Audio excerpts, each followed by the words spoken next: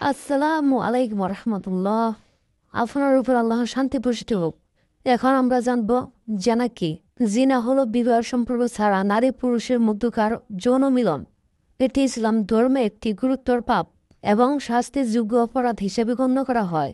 এ জিনা বিভিন্নভাবে সংঘটিত হয়ে থাকে। চোখের দৃষ্টি এবং জিহিবার মাধ্যমেও জিনা হয়ে থাকে। হাদিস শরীফে এসেছে, আবু হুরায়রা রাদিয়াল্লাহু হতে বর্ণিত, তিনি বলেন, নবী সাল্লাল্লাহু আলাইহি ওয়াসাল্লাম বলেছেন, নিশ্চয় আল্লাহ তাআলা বানি আদমের জন্য জিনার একটি অংশ নির্ধারিত করে রেখেছেন। সে তাতে অবশ্যই জড়িত হবে।